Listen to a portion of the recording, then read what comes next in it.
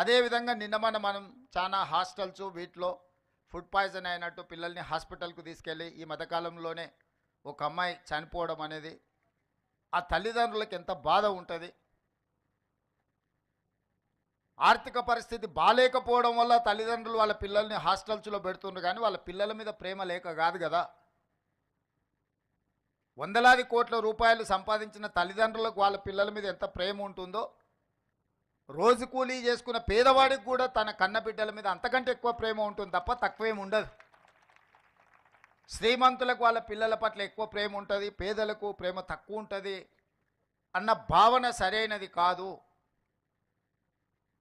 మరి వాళ్ళ పిల్లలు మనల్ని నమ్మి, ఈ ప్రభుత్వాన్ని నమ్మి, ఈ సిబ్బందిని నమ్మి ఈ రెసిడెన్షియల్ స్కూల్స్లో వాళ్ళ పిల్లలను చేర్పిస్తే వాళ్ళ సంక్షేమము, వాళ్ళ యోగక్షేమాలు మనం సరైన విధంగా చూడకుండా నిర్లక్ష్యం చేస్తే ఆ పిల్లలు చనిపోతే ఆ బాధ్యత ఎవరు తీసుకోవాలి? ఇది మన గౌరవం, మన ప్రతిష్టను పెంచేదా, లేకపోతే మన గౌరవ ప్రతిష్ట మసకబారేదా? ఈరోజు మనందరం ఆత్మ పరిశీలన చేసుకోవాలి. నేను విద్యార్థులకు కూడా మీరు మెస్ కమిటీలాగా పెట్టుకోండి. నేను అధికారులకు కూడా సూచన చేస్తున్నా.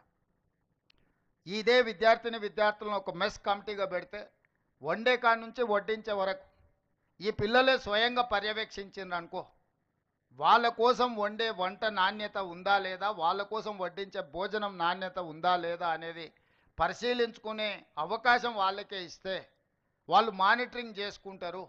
ఎక్కడైనా తప్పిదం జరిగితే వాళ్ళే సరిదిద్దుకునే అవకాశం ఉంటుంది. కాబట్టి ఆల్ రెసిడెన్షియల్ స్కూల్స్లో నేను అధికారులకు సూచన చేస్తున్నా, మెస్ మేనేజ్మెంట్ కమిటీలను విద్యార్థుల నుంచి ఒక కమిటీని ఫామ్ చేసి వాళ్ళ నుంచే కొంతమందిని వంట వండే కాడ నుంచి పరిశీలించడానికి పెట్టుకుంటే వాళ్ళే సూపర్వైజ్ చేసుకుంటారు.